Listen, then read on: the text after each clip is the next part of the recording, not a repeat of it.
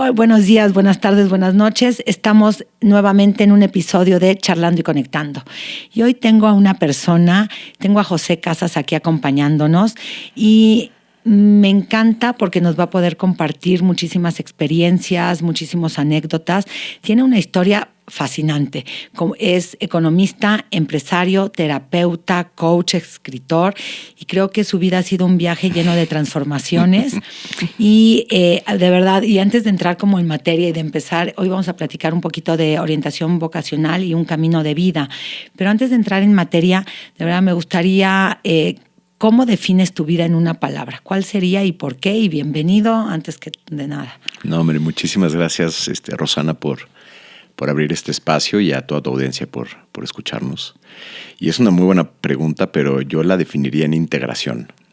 O sea, la palabra integración para mí creo que captura un poquito esta idea de que en el fondo podemos ser muchas cosas y que aprendimos a veces a compartimentalizarlas, ¿no? Por un lado está el empresario, por un lado está el economista, por un lado está el terapeuta, por un lado está el escritor. Incluso hasta tener tantas profesiones hoy, hasta el día de hoy no está tan bien visto, porque era como prevalecía esta creencia de que el que mucho abarca poco aprieta. Pero para mí la integración es justamente darme cuenta que la escritura también forma parte de la construcción narrativa que define la psicología de muchas personas, sus conductas.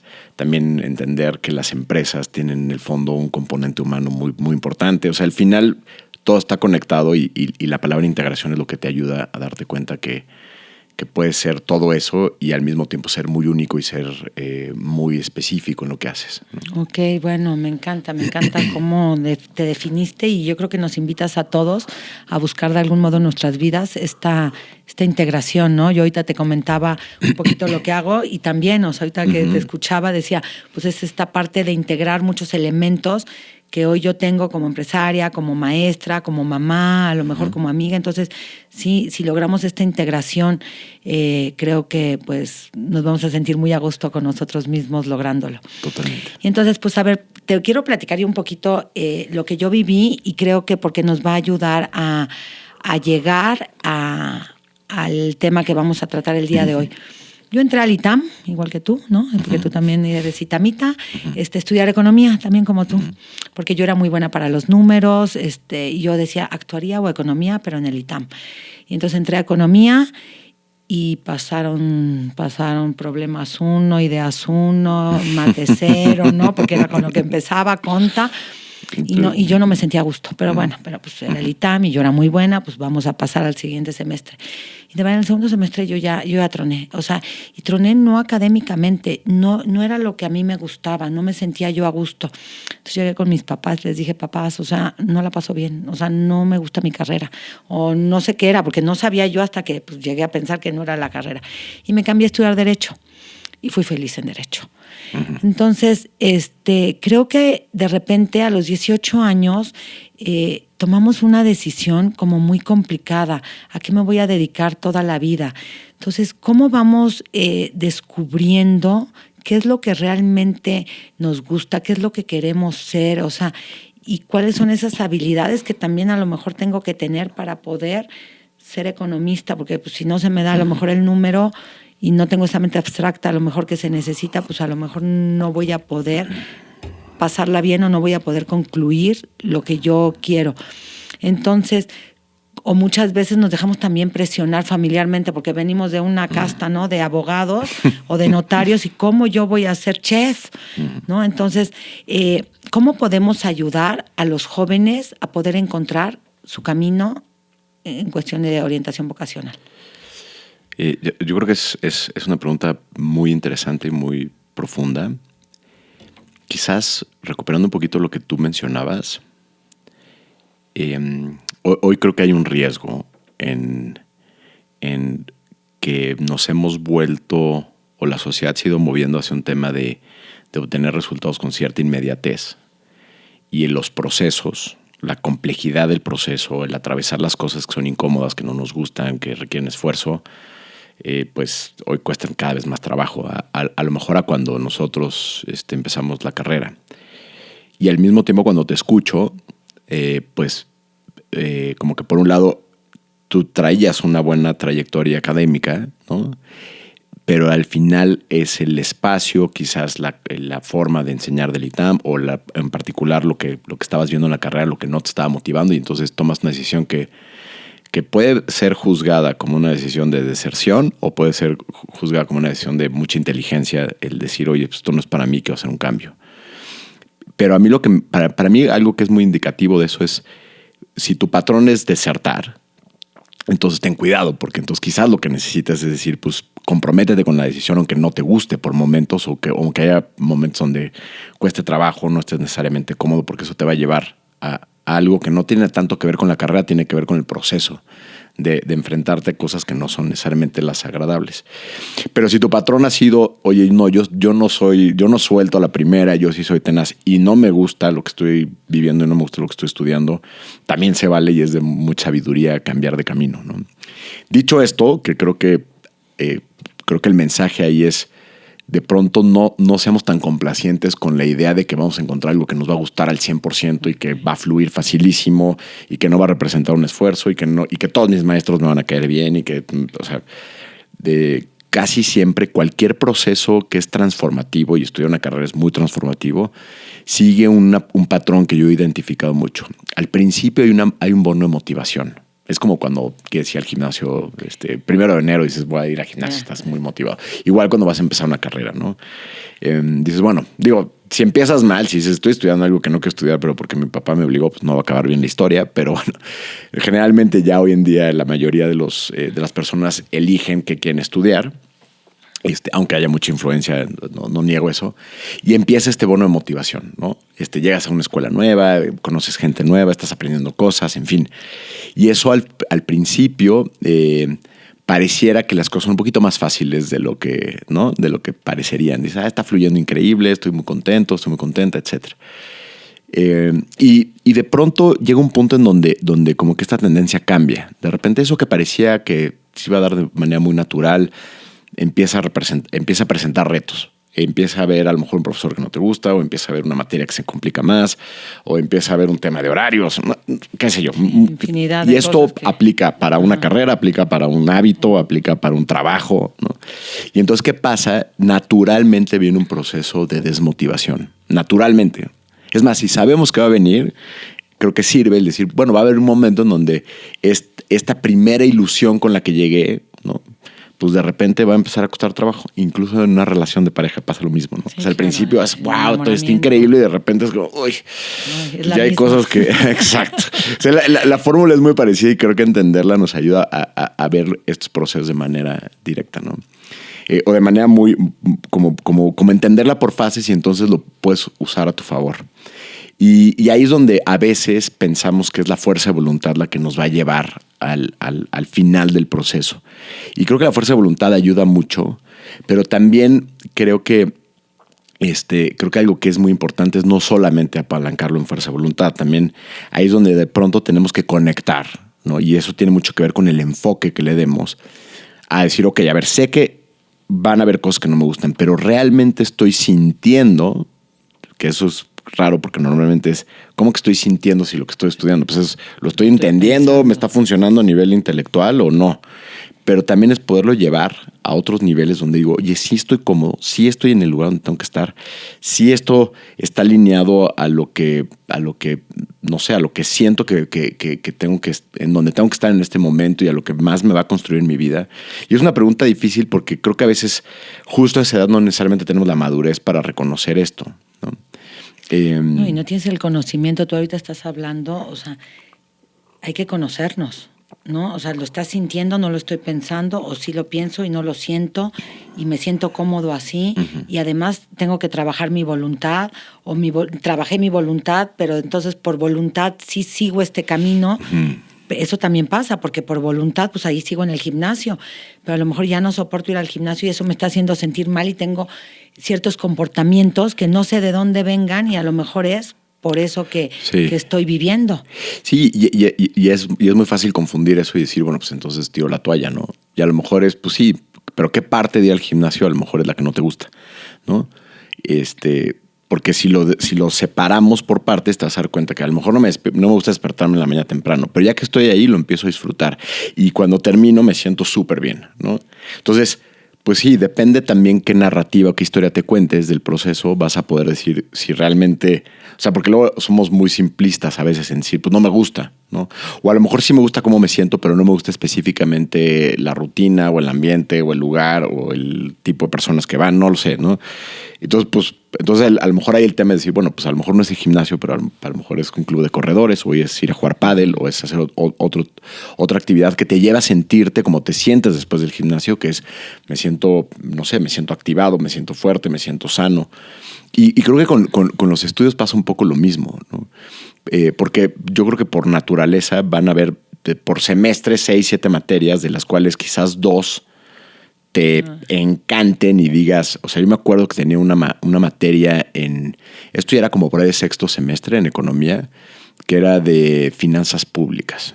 Para quien nos esté escuchando esto que no entiende qué son las finanzas públicas, esto debe sonar como el tema más aburrido y árido y cero sexy de la historia, ¿no? Y era un profesor tan bueno, un cuate que se llama Carlos Sales, que además es un cuate que después ya se ha dedicado mucho tiempo a crear fondos de inversión y otras cosas. Yo creo que él ni siquiera tenía idea quién soy yo.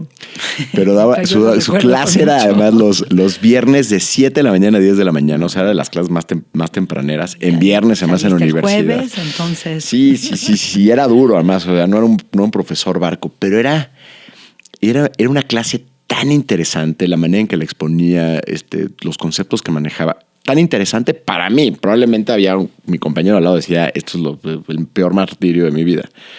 Pero yo creo que ese es un buen indicador. O sea, decir, oye, a ver, si de 6 materias hay 2 que te apasionan, que vayan directamente ligado a lo que quieres estudiar. Porque o sea, igual en el ITAM pues, teníamos estas materias que eran más de filosofías o de problemas contemporáneos y tal, que no necesariamente tenían que ver con economía. Pero si estás estudiando economía y 1 o 2 o 3 materias de economía en los primeros 3 semestres realmente te resuenan, se te facilitan, como que te gustan, ¿no? Las disfrutas. Entonces quizás ese es el camino y quizás vale la pena empujar un poquito más cuando te enfrentes a materias que son un poco más difíciles o un poco más técnicas o un poco más áridas, que van a pasar en prácticamente todas las carreras. Lo que creo que es un error es de privarte de la oportunidad de seguir y de avanzar y profundizar en un conocimiento porque te encontraste, te voy a poner el ejemplo opuesto, tenía un profesor de cálculo, que era una materia muy importante, siendo una carrera muy matemática, que el maestro era muy malo.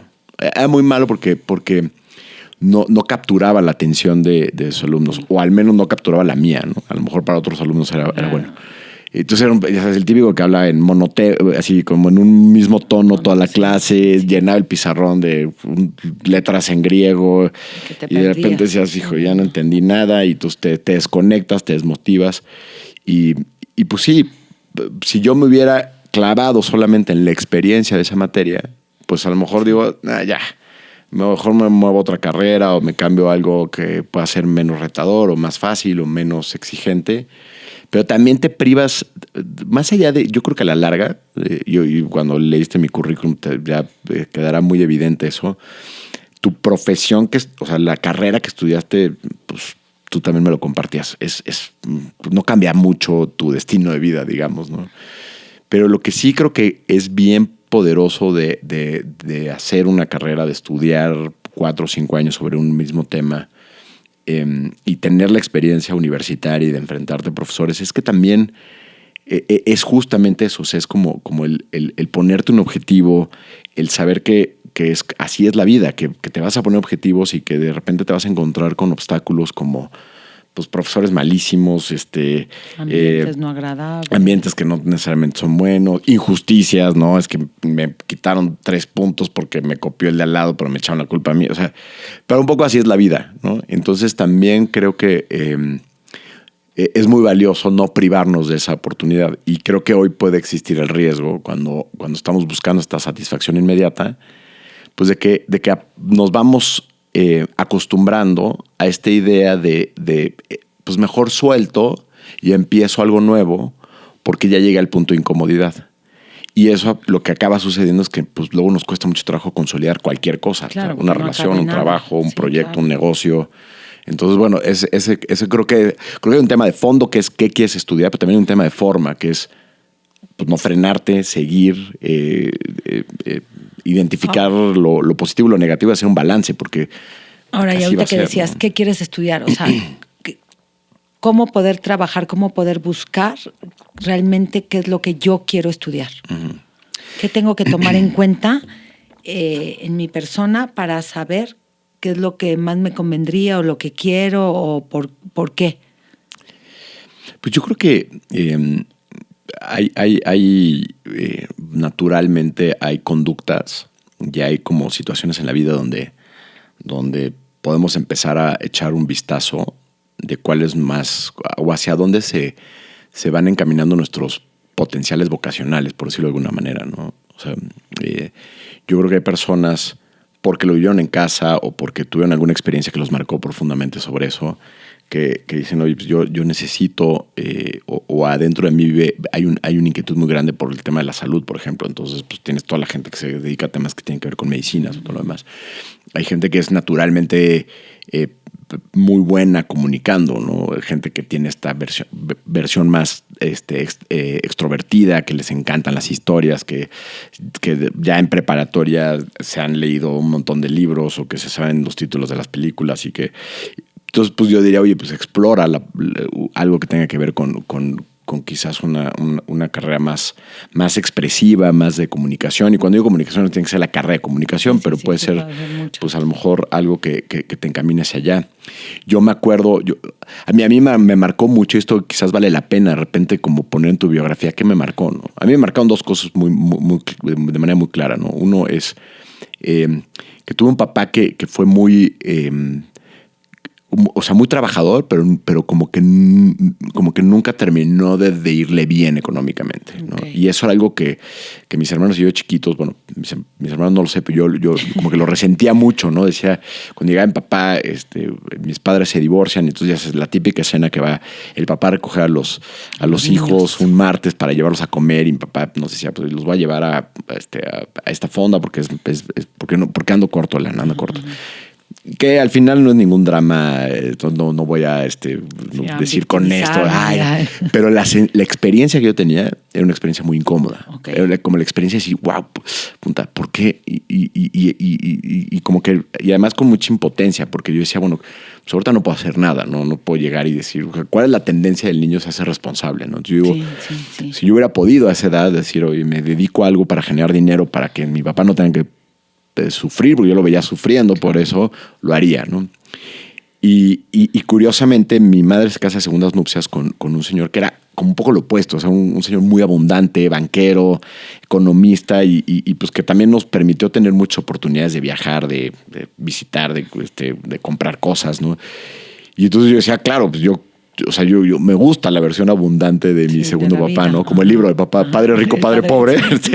Yo decía, yo que sé, como el Padre Rico, pues si estudió economía, pues yo voy a estudiar economía, claro, ¿no? Pero no fue solamente eso. O sea, ya en la prepa, por ejemplo, que se organizaban las fiestas de fin de año y siempre la administración caía en mis manos. O sea, a veces llegaba a mi casa con fajos de billetes porque habíamos vendido los boletos para la fiesta de no sé qué, y lo tenía en sobre, tenía mi caja y ni siquiera tenía Excel, o sea, lo llevaba a mano y tenía también el evento que íbamos a organizar en la escuela, que también habíamos vendido boletos. Y, o sea, de alguna manera... no sé, salíamos a comer y yo era el que hacía la división de las cuentas y a ver, pero a ti, entonces yo te regreso el cambio. Eso que a todo mundo le da flojeras y tú eras el que... Como que naturalmente se me daba esta parte como de los números y de las cuentas y de la gestión. Entonces, pues yo creo que también hay personas que somos así, o hay personas que son más estructuradas, ¿no? Entonces creo que estás, o sea, como observando, o sea, hay que observarnos. Hay que observar, exacto. Cómo somos. Sí, exactamente. Y no sé, probablemente también una buena pregunta es como, ¿qué es lo que más valoras en este momento en tu vida? Esto va a cambiar, esto es importante decirlo, pero quizás hoy lo que más valoras es la posibilidad de ayudar a otros a través de la salud. Bueno, pues eso... ¿Y por qué lo valoras tanto? Pues seguramente a lo mejor hubo un episodio ¿no? Alguien cercano murió y los médicos no pudieron hacer nada al respecto y eso te marcó profundamente, ¿no? O a lo mejor lo que más valoro es la justicia porque, y esto pues, lo he visto ya en mi faceta como terapeuta, pues mucha gente que decidió elegir la carrera de leyes porque hubo algún tema o algún fraude o el papá tuvo algún problema legal. Entonces, normalmente hay una vocación que viene de algo como que experimenté. Como una respuesta, quizás algo que experimenté que me marcó y que de alguna manera como si nuestra psique nos dijera en algún momento tienes que compensar esto para que esto no te vuelva a suceder. Y me parece que un poco haciendo este cruce de cuáles son nuestras características como de carácter, cuáles son nuestras, como estas motivaciones o estas cosas que valoro. Y luego pues también revisando qué me gusta. O sea, al final ya en la preparatoria tienes bastantes como escenarios donde dices, bueno, a ver, pues a lo mejor la literatura me da la peor flojera del mundo, o la filosofía, pero sí me gusta... me gusta la historia o me gusta otro tipo de materias, pues, y también creo que hoy en día también creo que vivimos con esta noción de que tenemos mucha información y eso nos obliga a tomar la decisión correcta. Okay. Y yo lo que creo es que es bien difícil tomar una decisión, o sea, una decisión a los 18 años de elegir qué vas a estudiar durante los siguientes 4 o 5 años y que probablemente marca tu profesión de los siguientes 40 años. Claro. Yo creo que es un peso demasiado grande con el que cargan los jóvenes y entonces evidentemente se vuelve muy complejo decir si tomé la decisión correcta o no. Y yo creo que hay que cambiarle el orden a esa premisa. Es, toma una decisión asumiendo que va a ser una decisión imperfecta, ¿no? O sea, que eventualmente vas a decir, híjole, igual hubiera estudiado otra cosa, eso te va a pasar. Pero ya que tomaste esa decisión es, ¿qué vas a hacer para que esa sea la decisión correcta? No es preocuparte antes porque no te equivoques en la decisión, sino es, toma la decisión y luego cómo construyes sobre la decisión que tomaste. Ok, las consecuencias que tenga, haciéndome responsable de lo que venga y entonces... Ahora, a ver, y creo que aquí también podrías tomar, no tengas miedo al cambio, o sea, como no miedo a, dentro de esa decisión que tomaste también, pues digo, tú diste un giro, ¿no? O sea, como radical de esta economía que platicabas, a hoy ser terapeuta. ¿Qué pasó en tu vida también? O sea, me entró como, sí. ¿Qué pasó? ¿Por qué dejamos toda la otra parte? Y eso es chistoso y por eso hablaba mucho de integración al principio, porque ya después de muchos años haciendo como el recuento hacia atrás, claro que había una motivación para estudiar economía que tenía que ver con toda esta parte de la carencia económica y de no querer pasar por esas. Pero también me acuerdo que había una motivación quizás un poquito más idealista. En ese entonces me gustaba la política. El otro episodio que ya no te conté fue la crisis del 94, que me tocó a mí de 14 años estudiando un año en un internado en Francia. Entonces fue un poco angustiante. Digo, la verdad la pasé muy bien, tampoco voy a quejar, pero sí, de repente llegaban, todavía eran cartas, ¿no? Por escrito claro. De mi papá hablando de lo terrible que estaba la economía y lo mal que le estaba pasando y todo este tema, ¿no? Y creo que desde entonces adquirí como una conciencia política. Me mandaban el proceso, ¿no? De esta revista como de política. Me la leía a los 14 años allá para entender un poquito de qué estaba pasando. Y entonces dije, pues a lo mejor lo que le falta a este país son diferentes líderes. No hay un solo economista del ITAM que no haya llegado ahí queriendo ser presidente, ¿no? Entonces dije, pues yo voy a ser presidente de México y idea a la que renuncié muy pronto porque luego me di cuenta que la política no era necesariamente mi camino.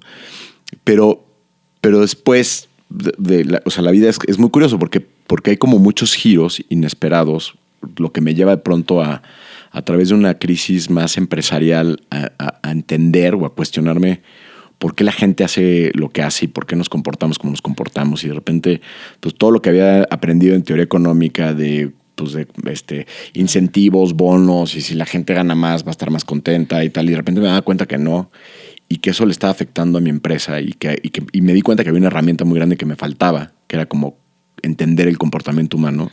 Y eso me lleva a estudiar psicología. Y lo primero y lo más a veces confrontativo fue pues, que primero me puso un espejo muy grande para yo verme y darme cuenta de dónde están mis motivaciones y por qué hacía lo que yo hacía. O sea, Claro, esto claro, que yo claro. era muy fácil verlo en Sí, otra sí, y yo, ¿y sí. tú por qué te comportas de esa manera? ¿No? Y en ese proceso, cuando empiezo a utilizar estas herramientas para trabajar con otras personas, primero en mi empresa y después con gente externa en procesos de terapia, en O procesos sea, de ya como coaching. psicólogo. Pues ya como psicólogo, primero empecé con una certificación en coaching, después me fui Ok. a estudiar diferentes ramas de la psicología. Estudié Ujú. psicología Gestalt. transpersonal, Gestalt, Ajá. y después exploración de trauma. Ujú. Lo que me empecé a dar cuenta es que había como un propósito, como una vocación que tenía que ver con el servicio. Y ahí hice la conexión y dije, claro, yo también estudié economía porque... Por ayudar, porque quería Porque ayudar. exacto, Ajá. porque había una parte que quería servir. Quería cambiar este México. Y luego me di cuenta que también había una curiosidad muy grande por entender el comportamiento humano, que de alguna manera, pues la economía es una pieza de ese rompecabezas, pero también la literatura, pero también la psicología, pero también, o sea, como que de repente decir, wow, es que realmente lo que a mí me mueve es entender o seguir explorando, porque yo creo que nunca lo voy a lograr entender al 100%, este universo tan complejo y mágico que es la mente, el ser humano. ¿no? Las relaciones, lo que se construye a nivel sociedad, a nivel negocios, a nivel comunidades, a nivel parejas, familias, etcétera. Y de pronto me di cuenta pues, que esto que podría parecer como una carrera de un poco por todos lados, en realidad eran piezas que cuando las integras dices, pues es que todo hace sentido, ¿no? Y tus rompecabezas, ¿no? Porque a lo mejor mi rompecabezas puede estar conformado de otras piezas y creo que lo que nos estás platicando a través de tu historia es que también tenemos que estar alertos a qué piezas, ¿no? Son de nuestros rompecabezas para empezar a lograr esta integración a nivel individual. Porque no mi rompecabezas va a ser igual al tuyo. Mis piezas a lo mejor son más grandes. O a lo mejor el mío es para niños chiquitos y tiene 15 piezas. Pero a lo mejor hay rompecabezas un poquito más complicados que son de 1,000, 1,200. Y entonces tenemos que estar, creo que, en una constante, pues, tener como alerta constante y conocernos para ver qué pieza sí va a entrar en el rompecabezas y qué pieza a lo mejor no va a entrar en el rompecabezas. Y fíjate, justo lo que estás diciendo me encanta porque si yo ahorita, imagínate que estamos en el Estadio Azteca lleno, ¿no? Y les digo, a ver, quédense de pie todos los que son abogados, ¿no? Pues a lo mejor se quedan algunas miles de personas, ¿no? Y les digo, ahora, queden separados los que además dan clases en una preparatoria. O sea, que son abogados y además y a lo mejor ya no son miles, a lo mejor ya son cientos. Y ahora queden separados los que tienen un podcast y que tienen estas habilidades de comunicación que tú tienes. Pues a lo mejor ya hay 3 o 4 personas de un universo de cientos de miles, ¿no? Sí, sí. Lo que quiero decir con esto es que a veces creo que nos hemos ido a veces con esta idea de la hiperespecialización. O sea, yo tengo que ser buenísimo abogado en este tema específico y no estoy en contra de esa visión, pero yo creo que lo que nos va a dar esa diferenciación a veces no es necesariamente el que yo tenga que ser el número uno en pádel. No, es la combinación de estos universos, de ese rompecabezas del que hablábamos, que el tuyo va a ser muy diferente al mío, pero que cuando soy capaz de reconocer, wow, es que, claro, tengo este conocimiento, tengo esta experiencia, pero tengo esta habilidad, pero tengo este bagaje, esta historia, esta herida, claro, estos momentos de vida que significaron para mí y los empiezo a integrar. Entonces ahí es donde descubro, claro que lo que yo traigo es único. Y es único y al mismo tiempo es incompleto. Lo tengo que seguir formando y lo tengo que seguir cultivando. O sea, cada vez que tú te sientas en este espacio a escuchar a otras personas, a entrevistarlos, algunas piezas de tu rompecabezas se siguen ampliando. Y qué maravilla. Se desbaratan. O sea, mi rompecabezas que estaba muy armado, qué ya no padre, está tan armado. Y también está padrísimo. Yo creo que una de las cosas qué bonito que lo dices, pero creo que una de las cosas más poderosas del proceso de crecimiento del ser humano es saber romper esas ideas que tenemos de nosotros mismos. Sí, pero ya. No, claro. A ver, ¿no? ¿y qué herramientas tú como terapeuta, a ver, en esto que estamos ahorita comentando, le podrías dar tú a un joven para qué? O sea, ¿qué le podríamos, para poder encontrar esto en su vida? Yo creo que Yo pensaría en dos. O sea, así de bote pronto, y hay miles y no Sí, quiero ser sí. como el dueño de la verdad. Pero el primero tiene que ver con haz una exploración de tus valores, ¿no? Y cuando hablo de tus valores, quitarle un poquito la parte de moralidad y ¿no? O sea, de repente, ¿qué es lo que realmente valoras? Y cuando eres adolescente, yo me acuerdo cuando tenía 18 años, lo que más valoraba era irme el viernes a la fiesta y claro, ligarme a la con mis guapa del amigos. salón. A la ¿No? guapa Sí, del salón. sí podía. O sea, sí tenía los elementos. Exacto, sí. Eso es lo que más valoraba, ¿no? Okay. Pero si le voy quitando eso que sé que de alguna manera es coyuntural y es del momento, ¿qué es lo que realmente va? O sea, ¿dónde mi cabeza, dónde mi corazón puede estar a lo mejor sumergido durante horas, que sea algo interesante y que no sea el scrolling de tus redes sociales, ¿no? Okay. ¿Qué te mueve? Y eso, y quizás hay algunas preguntas que nos ayudan a eso, ¿no? Como por ejemplo, ¿cuál crees que es la característica más importante que debería tener cada ser humano? Y esta respuesta es muy individual, ¿no? Entonces, habrá alguien que diga que sea justo, que sea honesto, que sea que esté en paz, ¿no? Que sea compasivo, no lo sé, pero ahí ya te empiezas a hablar a ti mismo, ¿no? Y la segunda, el segundo ejercicio sería, ¿cuál es la historia que más frecuentemente te cuentas de ti mismo y del mundo? Y después, una segunda es, ¿esa historia es una historia que te hace sentir, que te empodera o que te limita? ¿No? Siendo auténtico, porque yo me puedo contar a lo mejor de repente una historia que no es la que es, pero es la que yo me quiero contar. Pues, ¿O se valdría en sí? Sí se vale en el sentido, o sea, creo que si te das cuenta que no está siendo honesta, pues entonces es un ejercicio muy individual, pero si yo yo durante muchos años me conté la historia sin darme cuenta que el hacer dinero me iba a dar mucha tranquilidad y me iba a dar mucha paz. Pero también me contaba la historia de que el dinero era difícil y que el dinero era una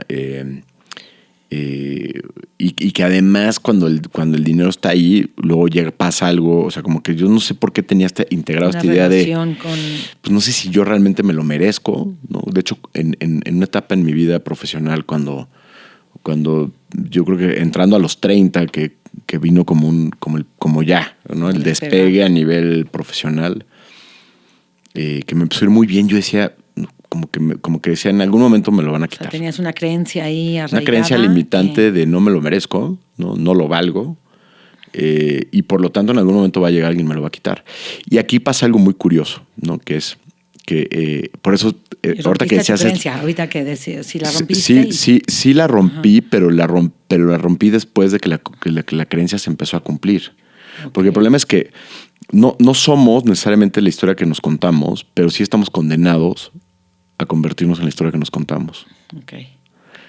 Entonces hay que tener cuidado, ¿no? Entonces, igual es mejor contarte una historia más optimista y repetirte esa historia porque te va a ir mejor si haces eso, a contarte una historia limitante porque esa se va a acabar cumpliendo también. Y verbalizándola a lo mejor también me va a ayudar a trabajar y a llegar a ese objetivo. Claro.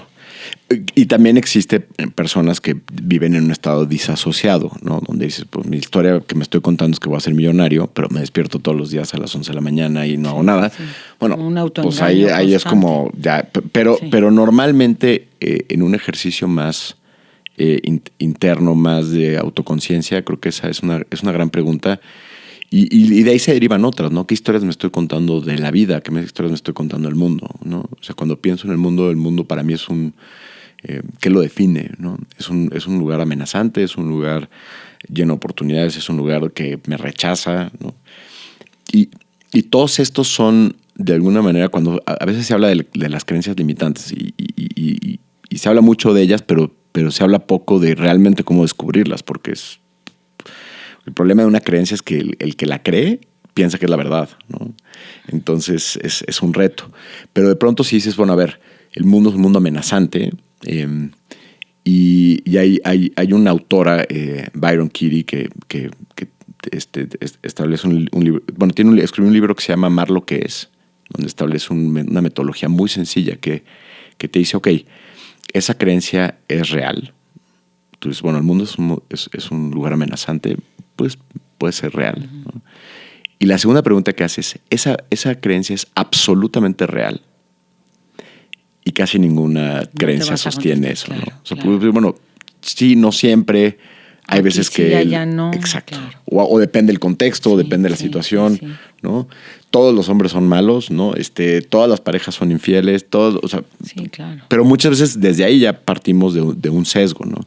Y luego la tercera pregunta es muy poderosa. Son 4 preguntas, 4 preguntitas que ayudan a desmantelar creencias limitantes. La tercera pregunta es, ¿cómo te hace sentir esa creencia? ¿No? Entonces, si el mundo es amenazante, bueno, no estoy seguro, pero ¿qué te hace sentir? Me hace sentir inseguro, me hace sentir... me despierta las con ganas miedo, de no, combatir, limitado, preocupado, angustiado, ¿no? Ok. Y la cuarta pregunta es, ¿cómo te sentirías si esa creencia desapareciera? ¿No? Y entonces, normalmente lo que experimentas es un cambio en tu estado de conciencia, ¿no? O en tu estado emocional. Me sentiría en paz, me sentiría feliz, me sentiría motivado, ¿no? Entonces conectas con ese... Entonces conectas con lo que realmente quisiera sentir si esa creencia no estuviera ahí, ¿no? Digo, son algunas No, bueno, pero técnicas. de eso se trata esto, que técnicas, herramientas que les podamos dar pues a toda la audiencia y hacer mejor. Ahora, a ver, ¿cómo encontraste en toda esta historia maravillosa que ha sido tu vida el sentido? O sea, ¿cómo encontrar el sentido a la vida mediante a lo mejor también estas decisiones que uno tiene que tomar? Ahorita estamos hablando de orientación vocacional, pero ¿cómo saber realmente si ese es el sentido de mi vida? ¿Cómo saber si estoy yo en donde debo de estar, si estoy haciendo lo que debo de hacer? Creo que... O sea, tú como José sabe que sí tiene sentido su vida, que sí tiene sentido lo que está haciendo día a día. Es una gran pregunta, pero yo creo que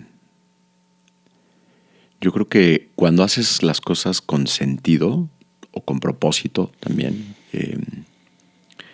experimentas algo y esto no es algo que construyes desde la mente, es algo que más bien vas experimentando y vas sintiendo.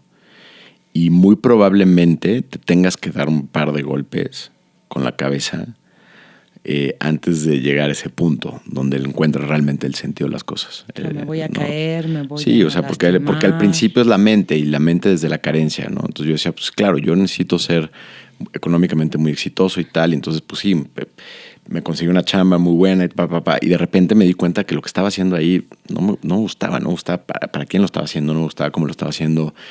O sea, y empiezan a haber algunas señales cuando no estás en una vida con sentido y con propósito. Y es que empieza a emerger una incomodidad. Pero esto va a ser un poquito más adelante. No lo vas a identificar a los 20, ¿no? Va a empezar a aparecer un poquito más adelante. Cuando de repente quizás logras algunas palomitas en tu checklist de ya estoy ganando tanta lana, ya tengo mi coche, ya vivo solo, ya tengo una posición donde hay gente que me reporta, ya soy el director de algo, lo que sea, ¿no? Y de pronto estás ahí y te das cuenta que eso que tu mente había construido de cómo te ibas a sentir teniendo eso, que a lo mejor te ibas a sentir pleno, te ibas a sentir feliz y te ibas a sentir tranquilo y te ibas a sentir satisfecho, está lejos de estar sucediendo. Entonces empieza a emerger una incomodidad bastante, a veces puede ser muy sutil, a veces empieza a manifestar más. En mi caso, esa incomodidad, la manera en que la sorteaba o la apagaba era a través de distractores. El distractor número 1, el alcohol. O sea, y tristemente desde los 15 años, pues yo era un bebedor bastante activo, ¿no? Y es un vehículo al final del día para desconectarme de esta incomodidad de no estoy en mi propósito, no estoy en mi sentido. Y de repente, pues sí, a mis 30 años estaba pesando casi 100 kilos, ¿no? Porque tampoco me cuidaba y tampoco hacía ejercicio y tampoco estaba, o sea, físicamente en estado. Y mis relaciones personales, pues no estaban en el mejor lugar. O sea, de repente, uno de los primeros puntos de quiebre fue la boda de mi hermano, que es menor que yo, y yo era el hermano mayor soltero, ¿no? Y de repente me dije, güey, y además borracho, y además gordo, y dije, puta, me estoy volviendo la caricatura de mí mismo.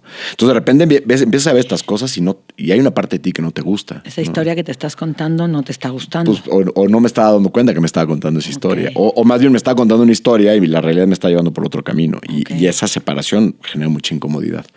Y yo creo que ahí viene un punto para mí viene un punto de quiebre y viene un punto de rompimiento y viene un punto de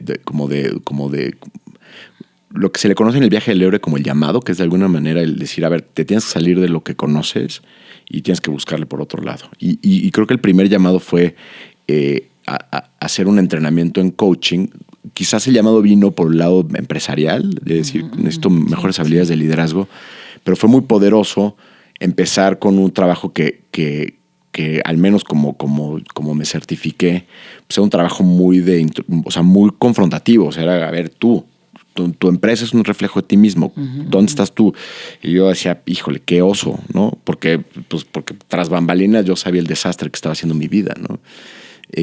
Pero lo interesante es que cuando lo empecé a trabajar, lo empecé a ver y de repente a través de adquirir ciertas herramientas y de yo empezarme a dar cuenta y aceptar y transformar estas cosas que no me gustaban de mí mismo, en el proceso también de adquirir herramientas, encontré que al yo compartir esto que de alguna manera había adquirido por experiencia o por conocimiento, encontrar una satisfacción muy genuina, muy pura y sobre todo muy sostenida, porque cuando tu motivación está anclada en...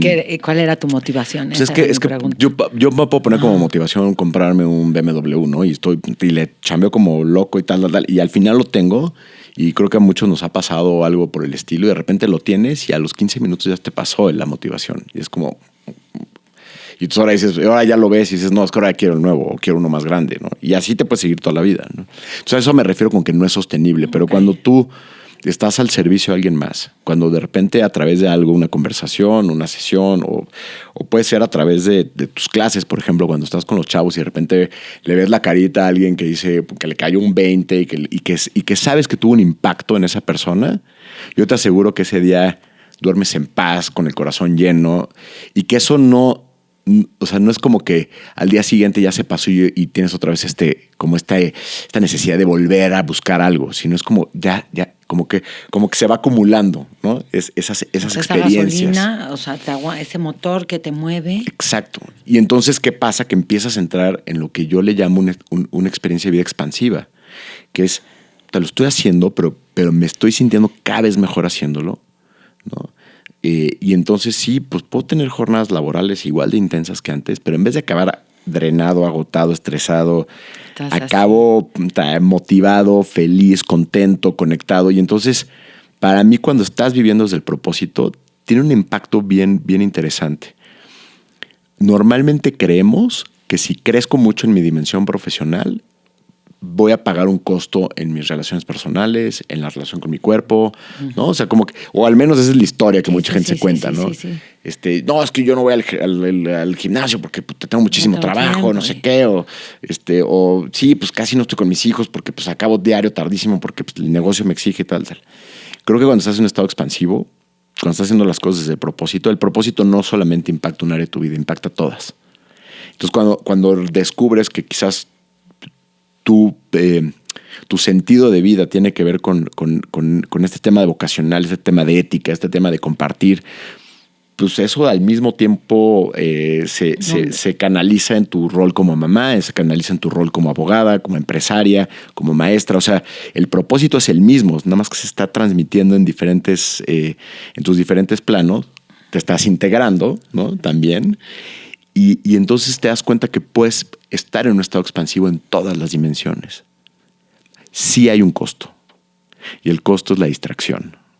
O sea, entra al estado expansivo, te forza, al menos así es como yo lo experimento, así sacrificar lo que te distrae.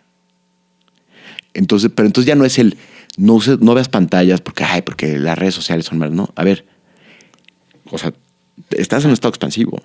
Tu negocio requiere todo tu talento, toda tu integridad, todo tu corazón, toda tu creatividad. Pero además no te lo requiere en el sentido desde, se lo voy a entregar y el sacrificio, sino es porque aquí estoy logrando mi propósito, ¿no? Pero también en la presencia que tengo con mis hijos, y también en la presencia que tengo con mis alumnos, y también en mis rutinas y en el espacio que me doy a mí misma. Y cuando estás experimentando eso, entonces se vuelve bien fácil decir, me quito distractores. Paz. Este grupo de amigos no me suma. Estos hábitos negativos me los puedo quitar, ¿no? Pero ya no lo haces desde la visión restrictiva de, es que me voy a quitar el alcohol porque, híjole, pero qué horror. Porque entonces, si no es como, ¿por qué le metería al alcohol, ¿no? ¿En qué momento? Si quitándome eso voy a crecer 10 veces en mi vida, en mi experiencia de vida, ¿no? Y lo digo. Ahora, de repente no te pueden entender. Ay, qué raro, se volvió a lo mejor. Sí, claro. Y tú estás en esta expansión absoluta, feliz de la vida. Uno de los grandes limitantes del crecimiento personal es que pensamos que se lo tenemos que justificar a los demás. Pues sí, y la gente cercana va a decir, oye, pero ¿tú qué te crees, no? O ¿por qué ya no vienes? O ¿por qué no? Y sí, y eso muchas veces implica que tengas que reconfigurar tus ecosistemas.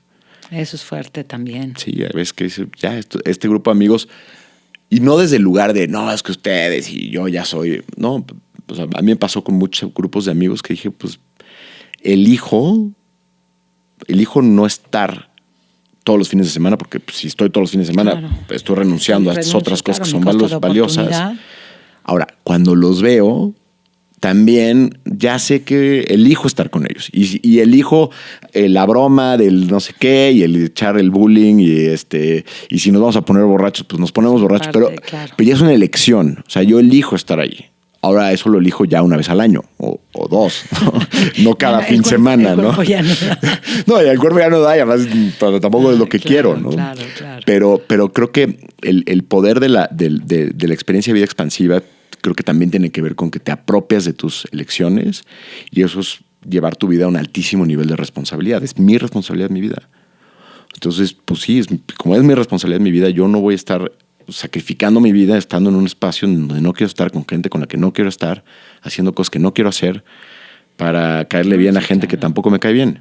No, tú eres el conductor, tú decides hacia dónde va, hacia dónde mueve. Y puede sonar muy soberbio, pero en realidad no lo es. O sea, en realidad es muy personal a veces. Yo creo que es empoderarte y estar consciente de la fuerza que tienes y que tú eres el único responsable de hacia dónde vas y hacia dónde vas a dirigir este coche que te digo, a dónde quieres que llegue y cómo lo voy a cuidar. O sea, tú ahorita decías, bueno, si tomo a lo mejor, pues le estoy echando una gasolina que no me va a dar para que llegue al siguiente pueblito, para que llegue hacia donde yo quiero llegar.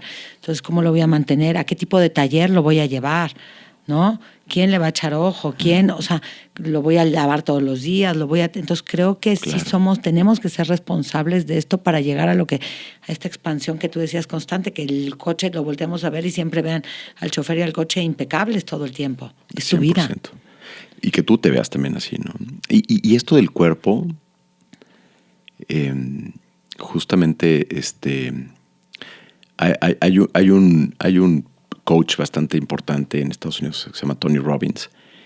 Y él, estuve con él en un seminario el año pasado, y una de las cosas que más me sorprendió fue, él lo que dice es que las estrategias que implementes en tu vida, ¿no? O sea, la mayoría de la gente se va como a la estrategia, ¿no? O el objetivo y el resultado. Yo quiero ser feliz, y la estrategia para ser feliz es ganar mucho dinero, y para hacer mucho dinero tengo esta estrategia que es montar un negocio, ¿no? Pero dice que la estrategia en realidad es lo que determina el éxito o el fracaso de la estrategia es la historia, realmente la historia que te estás contando, ¿no? Y obviamente tú puedes, como decíamos ahorita, tener una historia que te dice que va a ser muy exitoso, pero en el fondo no te la crees. O sea, la historia real es, no voy a poder. La historia real es, no soy suficiente, ¿no? Y esa historia está determinado por 3 factores, ¿no? Que es tu estado. Él habla del estado como un triángulo que se construye de tu foco, de tu atención. O sea, entonces también si tus influencias, tus amigos, tu gente cercana, tu familia, todos están diciendo, vas a fracasar, ¿no? La cosa está muy difícil, ¿para qué te arriesgas? Pues va a ser muy difícil que tu enfoque vaya hacia donde lo quieres llevar. tus narrativas o tu lenguaje, cómo te hablas a ti mismo, qué historias te cuentas del mundo, de la vida, de los negocios, o sea, como que, y obviamente cómo las alimentas también con estas interacciones. Entonces, ¿dónde está tu atención? ¿Qué historias te estás contando? Y la tercera, y a mí me sorprendió mucho, es tu fisiología. ¿Cómo está tu cuerpo? Entonces, yo la verdad es que tuve una muy mala relación con mi cuerpo hasta casi, te diría, hasta los 40, tengo 44, ¿no? Que empecé a ser disciplinado en mis hábitos. Pero hasta entonces mi historia era, no eres disciplinado para el ejercicio. Entonces, y comía muy mal y bebía mucho y tal. Y de repente, cuando escucho esto, digo, wow, o sea, tu estado físico es el pilar de tu historia o de tu foco, y tu historia va a ser el mejor determinante si tu estrategia va a funcionar. Entonces, esta idea de disasociar la mente, el proyecto profesional del estado físico, o sea, ver el estado físico como accesorio, así de un día vas a ir al gimnasio y tal, porque para que el doctor te ponga palomita, cambió por completo mi percepción y dije, es que no vamos a lograr nada desde un lugar de debilidad física. Entonces, yo te diría para tu audiencia, que son chavos, si yo pudiera hoy darle un consejo a mí, yo de 18 años, sería métele a tu cuerpo. Exacto. Métele a tu cuerpo. O sea, métele a tu cuerpo. Sí, o sea, positivamente. ¿no? Cuídalo. No le metes alcohol y fregaderas, ¿no? O sea, métele ejercicio, métele fuerza, métele energía. A los 18 años parece que es inagotable, interminable, pero va a traer unas secuelas, y sobre todo el hábito, o sea, el construirte esta rutina, este hábito. Disciplina. Eso me hubiera ahorrado tantos dolores de cabeza. Entonces sí. No, pues estoy fascinada platicando, pero estamos llegando casi al término. Sí. Para llegar a esto siempre tengo una dinámica de preguntas rápidas. Buenísimo. Entonces, vámonos. ¿Qué soñabas cuando eras niño? ¿Qué querías ser? Presidente. Okay. ¿Un libro que cambió tu vida? El primer libro que leí era la biografía novelizada de Vincent Van Gogh. Y me encantó. Y con ese libro me conecté a la lectura. Ok. ¿Qué consejo, ya pues ya me la ganaste, le darías a tu versión 18? Cuida tu cuerpo. Cuida tu cuerpo, sí. Ok. Si pudieras cenar con cualquier persona, viva o muerta, ¿quién sería? ¿Y qué le preguntarías? Wow.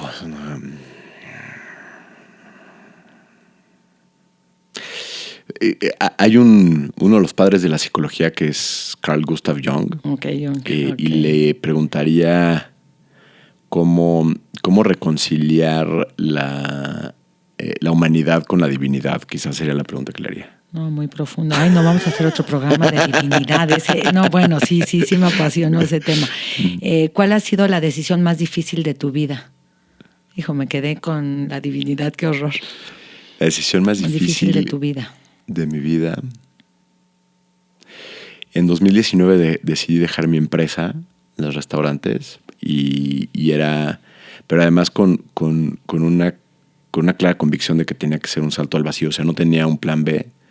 Sabía que era como que en el vacío tenía que crearlo, y fue una decisión que me tomó pues casi 3 años gestarla y encontrar el espacio interno y confianza para tomarla.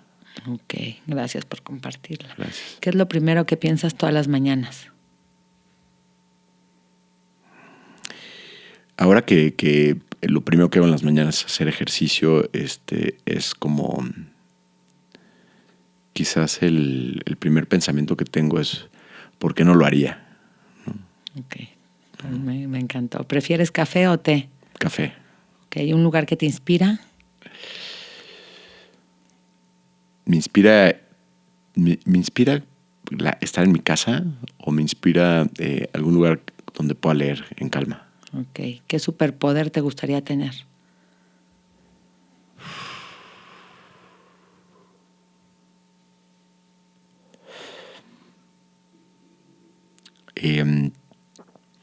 Creo que hoy envidio mucho a la gente que tiene esta capacidad de ser muy estructurada con sus tareas y con sus tiempos. Ok. También me gustaría a mí. La mejor lección que te ha dado la paternidad. Que yo creo que es entender que la paternidad es ser un gran contenedor, pero que se complementa con un gran desapego. O sea, contenemos, pero al final lo que sucede con la vida de nuestros hijos, tenemos que vivir con ese desapego también. Ok, ¿cuál es tu definición de éxito? Para mí es que el tiempo, las acciones y el resultado de las acciones de lo que es importante para mí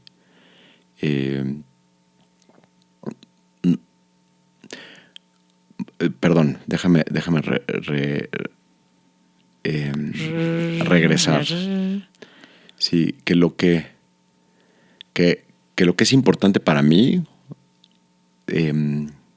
esté alineado con mi tiempo, con mis acciones y con los resultados que obtengo de eso. Ok, muy lindo. ¿Y cómo te gustaría que te recordara?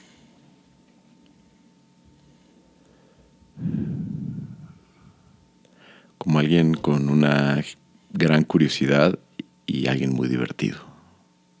Ok, a ver, y no nos dio tiempo, pero les voy a decir que José tiene este libro precioso que se llama Vivir Infinito, que obviamente lo compré para que me lo autografíe, que los invito a que todos lo leamos.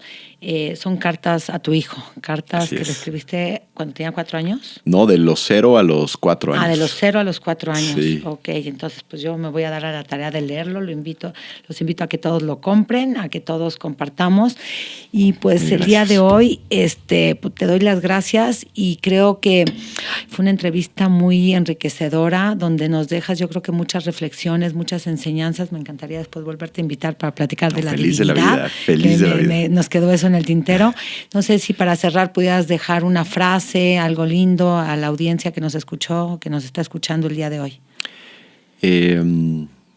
Sí, yo creo que quizás entendiendo que tu audiencia es chavos que están viendo el futuro hacia adelante con ánimo, con entusiasmo y también a veces con un poco de como de agobio por todo lo que se viene, es confiar en que siempre vamos a construir los potenciales que hagan falta para lo que la vida nos presente. Si confías en eso, yo creo que le vas a quitar mucho peso a las decisiones que hoy tomes. Ok, pues muchísimas gracias y pues vamos a construir todos todo esto y te agradezco mucho, nos quedamos con esa energía que tienes, que de verdad me encantó cómo nos transmitiste con esta visión y gracias por compartir tu historia hoy en Charlando y Conectando. No, hombre, mil gracias a ti. Y pues nos vemos en el siguiente episodio de Charlando y Conectando. Muchísimas gracias a todos. Un abrazo y un beso con cariño.